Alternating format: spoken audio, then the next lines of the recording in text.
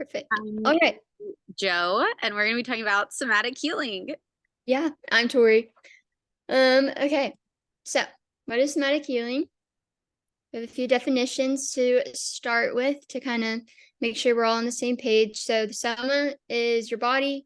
Healing using the wonderful Dr. Dye's definition to really bring it in an active and internal process that includes investigating one's attitudes, memories, and beliefs with the desire to release all negative patterns, rhythms that prevent a full emotional and spiritual self. And then somatic healing, it can be kind of hard to define. People define it differently, but it's treatment that focuses on the body and how emotions appear within the body to bring healing.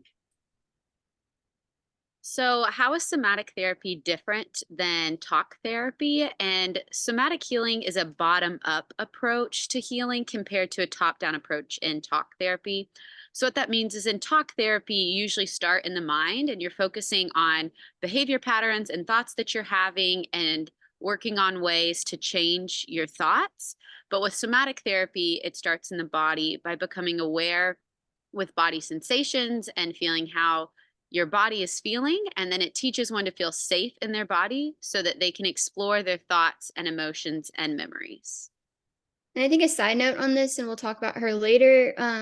Jessica, she works with clients to do somatic healing, and she talks about talk therapy, like she's done it, it's great and all, but sometimes there could be a missing piece, and that can be where the somatic therapy can be really helpful to kind of bring it all together and help that person like heal fully.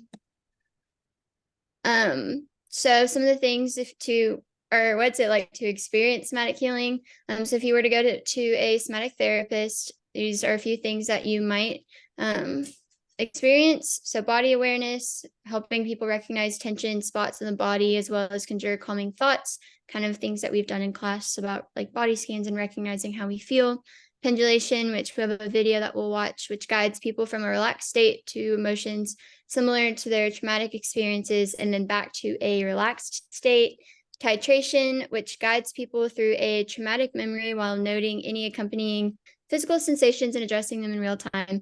And resourcing, which helps people recall resources in their lives that promote feelings of calm and safety, such as special people and places. So watch this video. Ready? Okay. Just kidding. Here we go. There's another thing a term that I coined. Apparently it doesn't exist. I call it pendulation. Now, here's a person that's been traumatized and they're locked up. Okay. Now, and they're not in contact with this. This is just the way the body is. So what happens is when they begin to first notice this, it actually feels worse. And they feel themselves contracting. But the therapist, skilled with the rhythm and knowing when the right time is, leads them to be with that sensation. Again, with knowing that they've helped create a body container that is able to handle this, to be able to tolerate this. They feel a contraction. It becomes even more, but then it starts to open. See, we have an intrinsic rhythm, life rhythm. It's of contraction and expansion. We are always, at any time, we are either contracting or expanding, like an amoeba, right? Like a one-cell organism. It contracts, it expands. And that's its basic rhythm. It's also our basic rhythm. So when the person discovers that the contraction, when it's experienced in this particular way, then opens into an expansion, and then another contraction and another expansion, then they go from the shutdown state to more and more openness. And again, it has to be done slowly so the person doesn't become overwhelmed. I'm going to show you a toy that I have that I just happen to have in my back pocket. Okay. This is called a Hoberman sphere. So here's the rhythm of expansion and contraction. Expansion, contraction, expansion, contraction. Then trauma comes along. Boom. Contraction. Okay.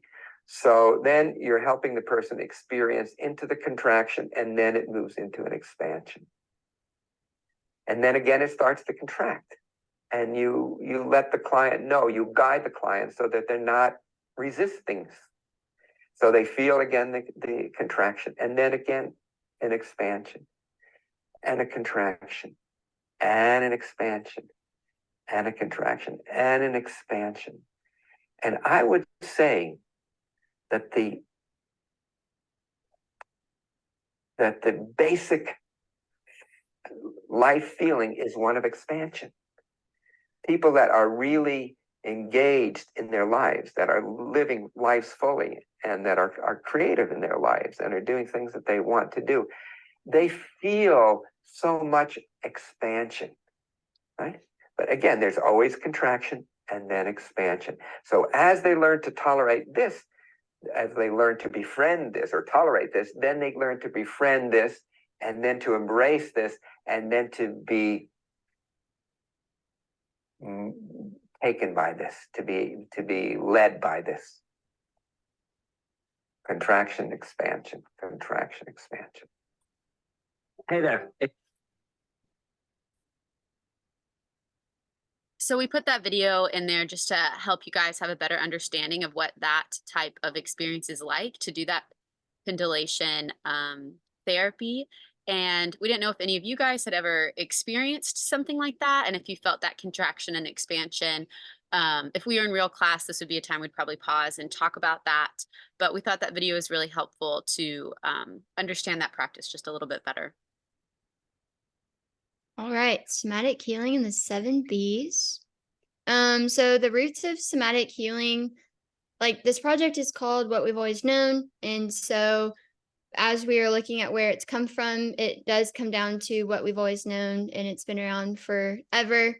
It's been practiced in different styles depending on the tribe and the beliefs, the location, wherever they are, through dancing, singing, drumming, etc. People have healed through somatic experiences using their bodies.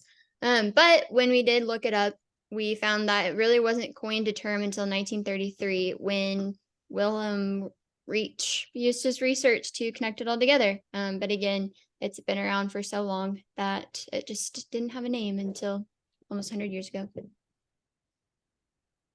So somatic therapy and the body really are together, like they're one and of itself, because somatic therapy is about healing through the body and what the body holds. And we know that our body holds and expresses experiences as well as emotions and traumatic events. And so when those things go unresolved, the emotion issues or trauma get trapped inside the body. So somatic healing is the most useful type of therapy when you're wanting to heal that trauma that's trapped inside the body. So connecting to the body to release that trapped therapy is how one can bring healing. And one can connect with their body through movement, such as yoga or dancing, which are pretty common somatic healing techniques. But other methods involve one connecting to one's breaths, one's heart, one's blood, until one feels safe in their body. And that's really the goal of somatic therapy, is to allow one to feel safe back in their body to explore any emotions that they're feeling. Okay. And the breath, kind of like she said in the last one, the body, that B is so connected to somatic therapy, but so is the breath. And as you connect to the body, you're more able to connect with your breath. And that breath work helps muscle tension and allows the blood vessels to open up and improve the circulation of oxygen. It allows you to deeply relax, which allows for suppressed thoughts and stored emotions from trauma to more easily move towards the surface and be released. And once they're released, you kind of can see like what work you can do with them. Helps you sit with your emotions, and that healing practice allows one to check back in with the body and become present with themselves. So similar to the breath, somatic therapy is about connecting to the body to bring healing. So one connects their body not only with their breath, but also their heartbeat. And so bringing their mind back into the present moment and not acknowledging their heartbeat is just one way that we connect our mind and our body. The blood, healing through the body by connecting with one's menstrual cycle is powerful. Many women have a lot of fear around their cycle due to traumatic events with their period or embarrassing memories. Having a menstrual cycle monthly brings these emotions up in the body, often making you feel unsafe in your own body. Again, always wanting to find that safety. So somatic therapy helps one regain that connection with the body, which includes the menstrual cycle. And through somatic therapy, you become the rider of the horse and you become in control of your body, not the other way around. So somatic therapy and the brain. Somatic therapists help individuals connect their mind with their body. So the methods they use help one connect to their nervous system and teach it how to respond to situations properly. Often when one has had a traumatic past, even when they're in a safe environment now, it's hard for their nervous system to feel safe again. So through movement and breath, one can learn to rewire that nervous system and help reset their mind. But I feel like a lot of things that we've learned in class really come down to the somatic therapy and kind of seeing how it's all connected. Somatic therapy and belief, when you're not connected with your body, or when someone isn't, they often have a variety of beliefs toward their body and about themselves. There's often a lot of shame that comes with trauma, which then results in negative beliefs. Connecting to one's body in such a way that brings healing will in turn change one's own beliefs. Connecting to the body in the present moment reminds you of how intricate our bodies are, which can often lead to gratitude for the body.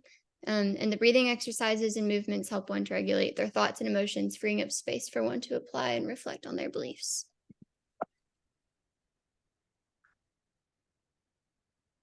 And with belonging, when one feels safe in their own body, they're able to connect with others better and form stronger and deeper relationships to go along their healing journey with. But that importance of feeling safe in your own body has to come first until you can really feel a sense of belonging with the ones that you're around. Case study. So for the case study, I used my background because I kind of like where I've been, where I've come from. I've used a lot of somatic work to kind of heal. And so also apologize for my dog. So we said that this would be done in an individual session. I'm using myself as an example because I found healing in this world. So my background, I grew up with divorced parents. I was super involved at school in different academic groups, as well as my school and studio dance team. Started dancing when I was 2, and I competed until I was 19 years old. My dad remarried when I was younger, and then my mom did as well. My mom's second marriage ended when I was in 7th grade when my stepdad left. And that was when I really started to struggle with my mental health, but try to keep it a secret. My mom's a therapist, so I've always kind of been like watchful of how I felt and how it could affect her with that, like this being her job. I started to dip into the eating disorder world, but my mom got mad when she found out and threatened to take dance away from me. And so at the time, dance was my safe place, and I didn't want to lose that. And also, just existing in the dance world automatically put me around a lot of diet culture, diet talk, being very self-conscious of my body and other people's bodies. I tried every diet under the sun throughout high school. It was very normal for all of us to be doing that. COVID happened my senior year, and then the passing of my grandpa, who I was really close to, and then moved to Bowling Green to start here at Western. And then everything was okay until it wasn't. Started to experience depression, anxiety, and then soon I was fully engaged in my eating disorder. And so I was a dancer for Western at the time. So my coaches tried to help me find some support. But I didn't start to get really help for all of that and for another year and a half. So that's the background. And so if thinking back on myself, but also if I were to, because I hope to work with clients with eating disorders in the future, if I had someone come in with that, like there's a big disconnect that people have when they are experiencing an eating disorder.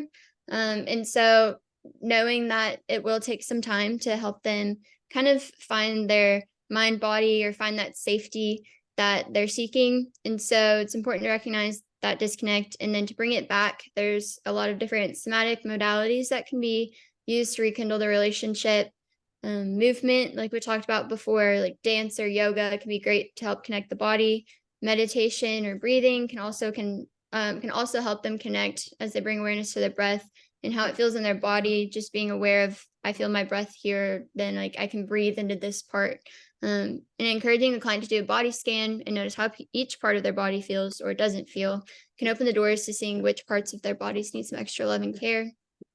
And the sustainability, the client, as we've learned, always has the answers within. They just may need the extra support finding them, the extra guidance.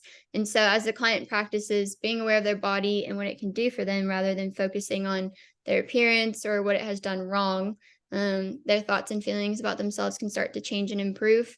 And so for me, I've started dancing in a different way than the competitiveness. I do yoga. I've been breathing. The body scan I like to do because it really brings me into my body. And then also just, which we haven't talked, like we didn't talk about this, but being mindful of what food tastes like or how it feels. Really bringing in all the senses with that, and like being aware of how you feel. And so that was our case study. But yeah, did you want to add anything? Good. No. Okay. Personal experience from both of us. So, when we were working on this, I was constantly in awe as I kept learning more. I would learn something and then I would question how it could relate to something else, or just think how much more I wanted to dig into this topic. I was always feeling curious. And I think in the past, I would have been more resistant about it just because of my eating disorder and all of that. But as I've done work connecting to my body, I've seen how it's improved my life, and I'd rather feel the discomfort of the practice of all of this than keeping uncomfortable in life. And this also sparked curiosity and interest in how I could use this in my practice as a therapist in my future with own clients. Because a lot of us are just on that, like, I'm going to do talk therapy, but this opened the doors to how could I use somatic work in the office. Learning about somatic therapy just really felt like I was learning more about what it meant to be a human, and just learn more about how to connect to my body. And I've always loved doing things like yoga and singing and dancing. And so learning about somatic therapy helped me understand why I really like those things and how it's helped me in the past. And it also just made me realize how disconnected our culture is from the body. And that somatic therapy has been around for so long, since people have been in existence. We've been connecting with our bodies, but now we've kind of disconnected from it. And so I really hope that more professions have opportunities in the future to grow in their understanding of the body and somatic therapy, and not just counselors. And even counselors don't even always have opportunities to learn about somatic therapy if they're studying to be a talk therapist. So just making this information more public and something that we continue to use, even as our culture in the United States is different than indigenous places, but that we could still use this type of science and this type of healing in our everyday lives. It can be useful to all professions. And I also learned that somatic therapy is complex, but it doesn't have to be complicated. Many of these techniques are free. Our breath is always with us. Our body is always with us. And so that was a really important takeaway for me. I love that. So what can I do next? Or in this case, what can you do next? If you are interested in becoming certified and adding to your degree or whatever you plan to do after this class, there are a few. And so to practice with a license, you have to complete somatic practitioner training. It's 40 hours, and there's some different options. Like here, the IWA, the Integrated Wellness Academy, it's fully online, costs $1,200, complete all of the classes, the course assignments, pass the exam. You'll work with another student for as your volunteer client. And then, so on average, it'll take about 55 to 60 hours to complete, and you'll have up to 6 months to complete the required coursework to gain certification. Somatic Experiencing International. And then Irene Lyon, sorry. She offers online programs, which will show you some other things that she has as well. But she's very in with the nervous system. And so she has different ones, around 300 to 2,000, depending on the course you choose. And then some of you guys already know, but like Peter Levine, Stephen Porges, and Irene, again, also have books and YouTube videos for cheaper options to educate yourself instead of if you don't want to go do a whole certification. And these are just some more resources. There's an app called SomaShare, and they have a 7-day New Year's challenge that you can do if you guys want to sign up for that, since New Year's is right around the corner. And then online resources, Irene has tons of resources on YouTube that is just a really great opportunity to build your knowledge of somatic therapy. And there's a link there to just learn more about different things that you can do at home, as well as Irene's website. And then there's 2 other books. One is called Waking the Tiger, and the other one is called Body Fullness. And those are just really great resources that you can also use to build on your knowledge of somatic therapy. And then at home, just ways for you to connect with your body, giving yourself a hug, doing a body scan, like Tori was saying, run water over your hands, cold water too, like we listened to that podcast, and then visualize a safe place in your mind. So those are things that you can try at home to regulate your nervous system and practice somatic therapy on your own.